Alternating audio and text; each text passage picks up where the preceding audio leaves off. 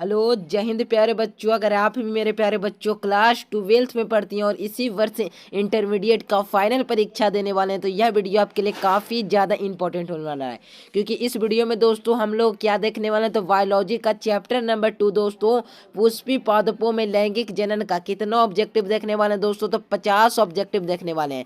तो इस 50 ऑब्जेक्टिव को आप सभी विद्यार्थी कंप्लीट रखते हैं तो आपके परीक्षा में इस चैप्टर से आपके 10 ऑब्जेक्टिव मिनिमम देखने के लिए मिलेंगे। तो इस वीडियो को पूरे अंत तक देखना है प्यारे बच्चों। अगर इस वीडियो को शुरू से लेकर अंत तक वॉच कर लेते हो तो आपके यहाँ से 10 नंबर 100% कंप्लीट हो जाएंगे। तो चलिए प्यारे बच्चों वीडियो को फटाफट स्टार्ट करते हैं। अगर हमारे चैनल से आप सभी विद्यार्थी पहली बार जुड़े तो सभी बच्चे चैनल को सब्सक्राइब अवश्य कर लेना, क्योंकि इस चैनल पर आपको वही प्रश्न कराए जाएंगे जो आपको परीक्षा में क्वेश्चन देखने के लिए मिलेंगे।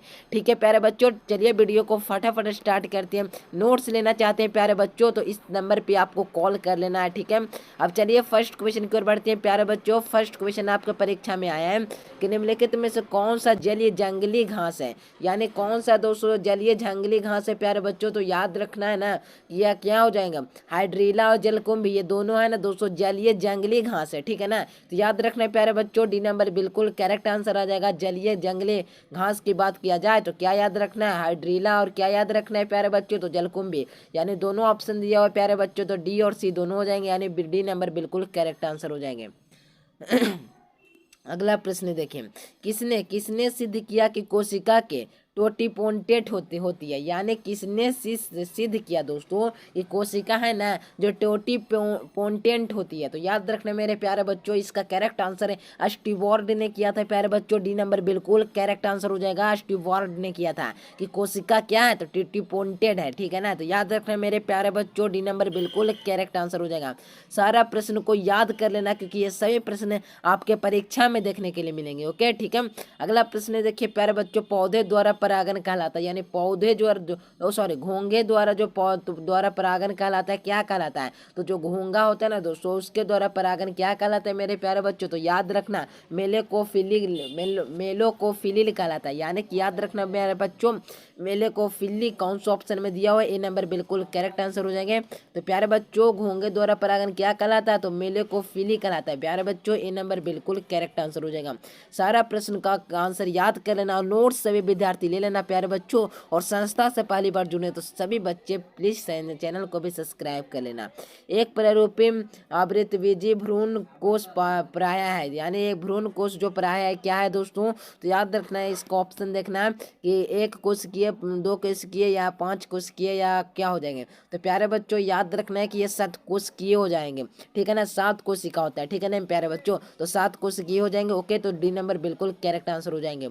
अगला प्रश्न की ओर बढ़ते हैं, सॉरी हाँ ठीक है, अगला प्रश्न देखिए प्यारे बच्चों। प्रश्न है कि भारतीय आवृत बीज भ्रूण विज्ञान के जनक है, यानी जो भारतीय आवृत बीज है ना दोस्तों उसके भ्रूण का विज्ञान के जनक कौन है। तो प्यारे बच्चों याद रखना 5वां नंबर प्रश्न का यानी 5 नंबर प्रश्न का correct answer option number D हो जाएगा, यानी पी महेश्वरी हो जाएंगे। ठीक है ना, तो डी नंबर बिल्कुल करेक्ट आंसर हो जाएगा। सारे प्रश्न को याद कर लेना, क्योंकि ये सभी प्रश्न आपके परीक्षा में हूबहू देखने के लिए मिलेंगे। ठीक है ना, चलिए एनोफिली नामक परागण किसके द्वारा होता है, यानी एलोफिली नामक परागण किसके द्वारा होता है मेरे प्यारे बच्चों। तो याद रखना इसका करेक्ट आंसर है ऑप्शन नंबर सी दोस्तों, घोंगा द्वारा होता है। तो सी नंबर बिल्कुल करेक्ट आंसर हो जाएंगे। अगला प्रश्न देखिए प्यारे बच्चों, प्रश्न है कि भ्रूणपोष क्या है, यानी भ्रूणपोष है ना प्यारे बच्चों जो क्या है। तो याद रखना है प्यारे बच्चों की जो भ्रूणपोष है ना जो क्या है, तो याद रखना गुणित हो जाएगा या अगुणित हो जाएगा या त्रिगुणित हो जाएगा। तो प्यारे बच्चों याद रखना है कि यह द्विगुणित हो जाएगा, यानी भ्रूणपोष द्विगुणित होता है मेरे प्यारे बच्चों। ए नंबर बिल्कुल करेक्ट आंसर हो जाएंगे।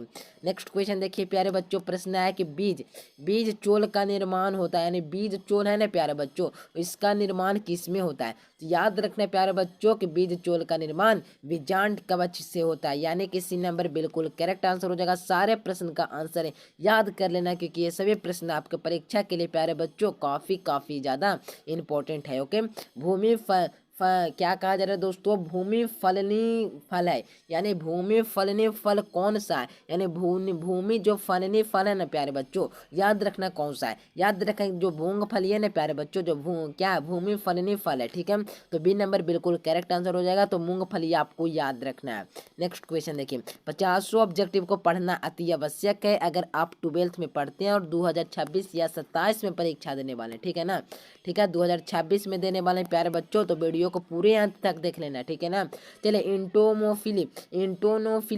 इंटोमोफिली नामक परागण किसके द्वारा होता है, प्यारे बच्चों क्वेश्चन को देखिएगा, इंटोनोफिली है ना दोस्तों, नामक परागण किसके द्वारा होता है।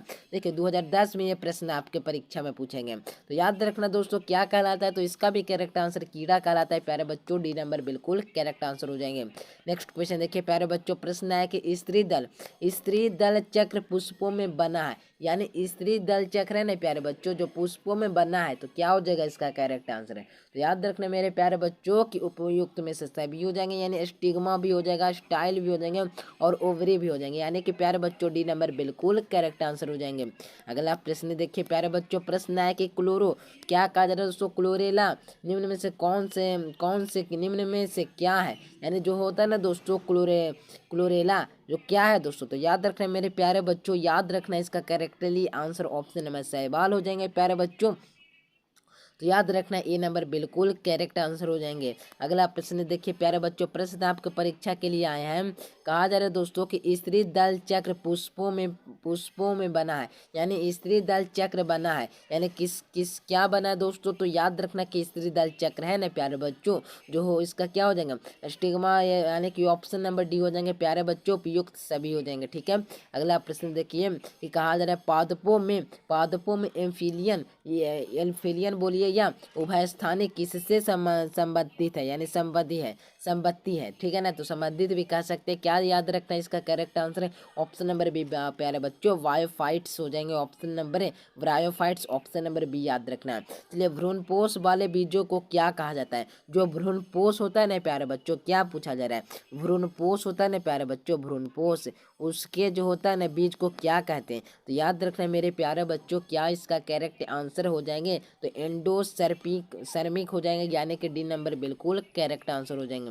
नेक्स्ट क्वेश्चन देखिए प्यारे बच्चों, प्रश्न है कि ईस्ट प्रजनन मुख्यतः किसके किसके माध्यम में होता है, यानी कि ईस्ट में जो प्रजनन होता है ना प्यारे बच्चों, किसके माध्यम से होता है, तो याद रखना मेरे प्यारे बच्चों, इसका करेक्ट आंसर क्या याद रखना है, तो ए नंबर हो जाएगा ना मुकुलन, ठीक है ना, मुकुलन हो जाएगा प्यारे बच्चों, ए नंबर बिल्कुल करेक्ट आंसर हो जाएंगे। नेक्स्ट क्वेश्चन की ओर बढ़ते हैं। अगला प्रश्न देखिए प्यारे बच्चों, जब जायांग के स्त्री केसर एक दूसरे से जुड़े रहते हैं तो कहलाता है, जब जायांग होता है ना प्यारे बच्चों, उसके अंदर जो स्त्री केसर एक दूसरे से जुड़े रहते हैं वह क्या कहलाता है प्यारे बच्चों, तो याद रखना इसका करेक्ट आंसर जेने सी बोस ने, यानी कि मेरे प्यारे बच्चों बी नंबर बिल्कुल करेक्ट आंसर हो जाएंगे। अगला प्रश्न देखिए दोस्तों, पराग से अनुगुणित, यानी पराग से अनुगुणित पौधे का विकास कहलाता है, तो क्या कहलाता है, तो याद रखना इसका भी एंड्रोजेनेसिस कहलाता है, यानी कि सी नंबर बिल्कुल करेक्ट आंसर हो जाएगा। अगला प्रश्न, पुष्प बंद रहते हैं, तो पुष्प बंद कहाँ रहते हैं दोस्तों, तो याद रखना कि कहाँ रहते हैं, तो हो जाएगा ना क्लिस्टोगेमी में होते हैं, यानी कि बी नंबर बिल्कुल करेक्टली आंसर। नेक्स्ट क्वेश्चन देखिए प्यारे बच्चों, जब जायांग में स्त्री केसर एक दूसरे से जुड़े रहते हैं तो कहलाता है, तो क्या कहलाता है, जब जायांग में स्त्री केसर एक दूसरे से जुड़े रहते हैं ना प्यारे बच्चों, तो याद रखना कि यह क्या कहलाता है, तो BUDP कहलाता है, यानी कि ऑप्शन नंबर ए बिल्कुल करेक्ट आंसर हो जाएंगे। नेक्स्ट क्वेश्चन देखिए प्यारे बच्चों, अगला प्रश्न आया है कि कहा जा रहा है दोस्तों कि अनावृत बीजियों में द्विनिषेचन की खोज की थी, तो किसने खोज की थी, तो याद रखना मेरे प्यारे बच्चों इसका करेक्ट आंसर क्या हो जाएंगे, तो 21 नंबर प्रश्न का भी बिल्कुल करेक्ट आंसर याद रखना मेरे प्यारे बच्चों क्या हो जाएंगे, तो ए नंबर हो जाएगा स्ट्रासबर्गर ने, यानी कि ऑप्शन नंबर ए बिल्कुल करेक्ट आंसर हो जाएंगे। नेक्स्ट क्वेश्चन देखिए, कहा जा रहा है दोस्तों टैपेटल कोशिका दर्शाती है, टैपेटल जो कोशिका है ना प्यारे बच्चों जो दर्शाती है, तो क्या दर्शाती है, तो याद रखना कि वह क्या दर्शाता है, याद रखना कि यह जो होता है ना दोस्तों बहुगुणिता को दर्शाता है, ठीक है ना, तो डी नंबर बिल्कुल करेक्ट आंसर हो जाएंगे। नेक्स्ट क्वेश्चन, कहा जा रहा है दोस्तों पिस्टिलेट शब्द का प्रयोग किया जाता है, यानी पिस्टिलेट शब्द का प्रयोग किसमें किया जाता है, याद रखना दोस्तों कि इसका जो उपयोग है ना, याद रखना कि एक लिंगी पुष्पी पुष्प के लिए, यानी कि बी नंबर बिल्कुल करेक्ट आंसर हो जाएंगे।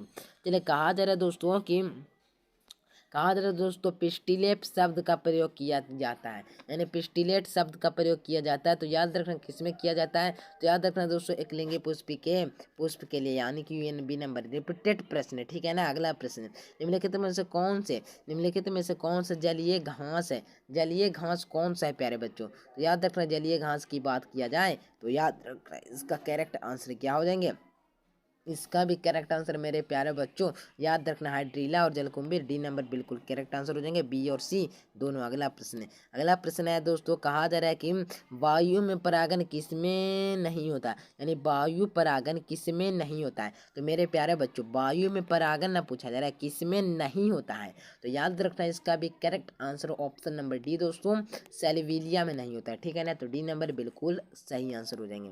अगला प्रश्न की ओर बढ़ते हैं। नेक्स्ट क्वेश्चन देखिए, इनमें से कौन सा कायिक प्रवर्धन नहीं है, पर कौन सा है दोस्तों जो कायिक प्रवर्धक नहीं है। तो याद रखना कायिक प्रवर्धक की बात किया जाए तो जल बीजाणु है ना दोस्तों जो कायिक प्रवर्धक नहीं है, यानी डी नंबर बिल्कुल करेक्ट आंसर हो जाएंगे। इसमें कौन सा फल कूट फल है, कौन है ना दोस्तों जो कूट फल है। तो याद रखना दोस्तों जो सेब है ना जो कूट फल हो जाएंगे, ठीक है ना। तो डी नंबर बिल्कुल करेक्ट आंसर हो जाएंगे।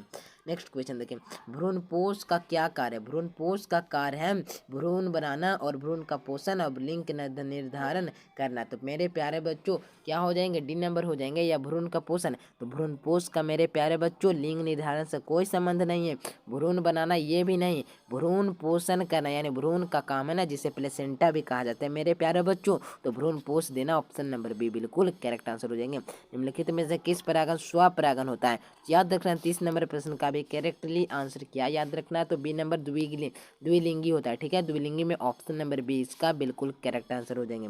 नेक्स्ट क्वेश्चन की ओर बढ़ते हैं प्यारे बच्चों, अनुगुणित भ्रूणपोष निम्नलिखित में किसकी विशेषता है। याद रखना किसकी विशेषता है,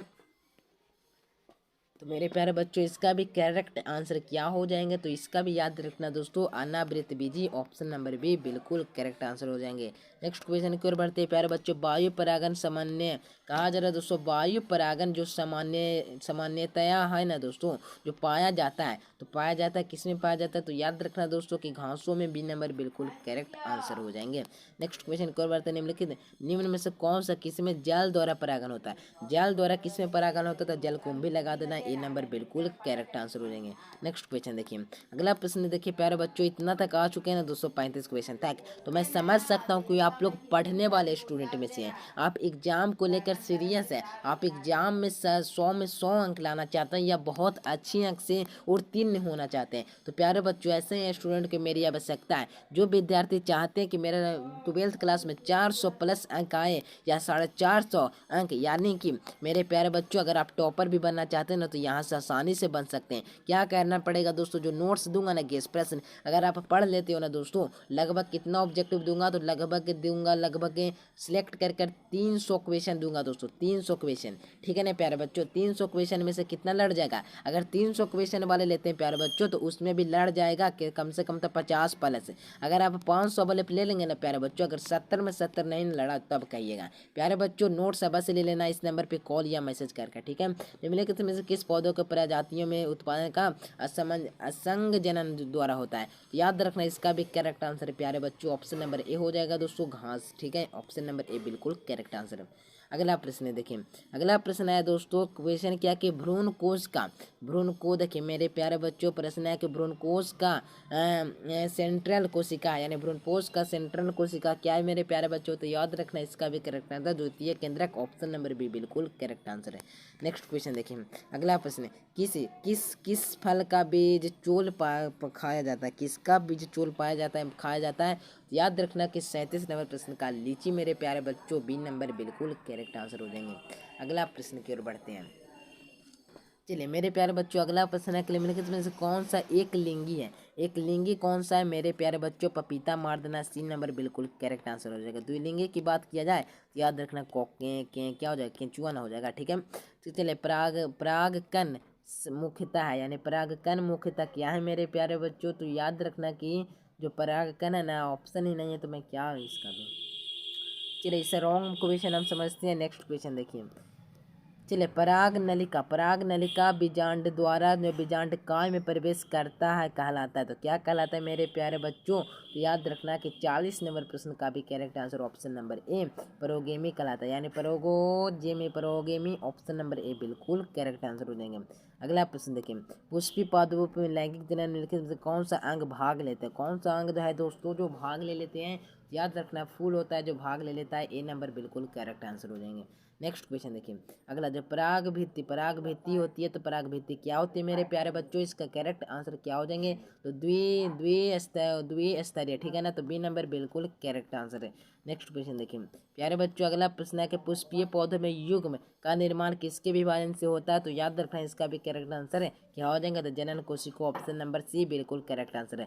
चलिए प्यारे बच्चों, अगला प्रश्न देखें कि परागकण हो सकता है मेरे प्यारे बच्चों, याद रखना कि एलर्जी कारक ऑप्शन नंबर सी बिल्कुल करेक्ट आंसर है। वायु परागित पुष्प का समन्वय होती है, तो याद रखना मेरे प्यारे बच्चों इसका भी करेक्ट आंसर है छोटे और रंगहीन ऑप्शन नंबर डी बिल्कुल करेक्ट आंसर है। प्रत्येक पादक कोशिकाएं में पूर्ण पौधे बन सकता है, उस गुण को कहते हैं। तो उस गुण को क्या कहते हैं मेरे प्यारे बच्चों? तो याद रखना है उसी गुण को जाना जाता है टेंटोटोफेंसी, यानी क्या कहा जाता है? तो totipotency option number D C बिल्कुल करेक्ट आंसर है। अगला प्रश्न, प्रोटोप्लास्टर कल्चर का फ्यूजोजेन क्या है? तो याद रखना इसका भी correct answer option number page हो जाएगा, ऑप्शन नंबर पीईजी हो जाएगा मेरे प्यारे बच्चों। कमल में परागन होता है, कमल में परागन क्या होता है मेरे प्यारे बच्चों? तो याद रखना कि जल द्वारा, वायु द्वारा, कीट द्वारा, ऑप्शन नंबर डी इनमें से सभी ऑल इज राइट आंसर है, ऑल ऑफ दिस, ठीक है। निषेचन का पश्चात बीजांड परिवर्तित होता है, तो निषेचन के पश्चात जो बीजांड है परिवर्तित हो जाता है, बीज में हो जाता है, ऑप्शन नंबर है। तो क्या हो जाएगा मेरे प्यारे बच्चों? तो क्या हो जाएगा? बी नंबर, ठीक है ना।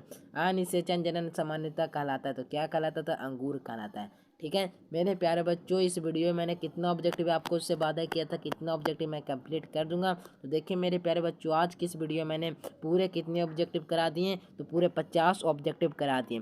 आपका क्या काम है प्यारे बच्चों कि इस 50 ऑब्जेक्टिव को आपको याद रखना। इस चैप्टर को पढ़ने के बाद आपको कम से कम तो 40 ऑब्जेक्टिव तो याद हो ही गए होंगे। 10 ऑब्जेक्टिव आप याद कर लीजिएगा। कैसे याद करना? तो वीडियो को फिर से देखना है प्यारे बच्चों, जिससे आपको 50 से 50 ऑब्जेक्टिव याद हो सके और यहाँ से 10 नंबर आसानी से कंप्लीट कर सके। प्यारे बच्चों, इसी प्रकार के वीडियो चाहते हैं कि इसी चैनल से गेस प्रश्न पढ़ूं, सारा प्रश्न यहाँ से लड़ता है। इस वीडियो को लाइक कीजिए, चैनल को सब्सक्राइब कर लीजिए, ताकि परीक्षा में आपका सबसे बेहतरीन अंक लाने में मेरा भी कुछ योगदान रहे। तो मिलते हैं मेरे प्यारे बच्चों नए से वीडियो में, तब तक के लिए bye bye. Thanks for watching this video. जय हिंद, वंदे मातरम।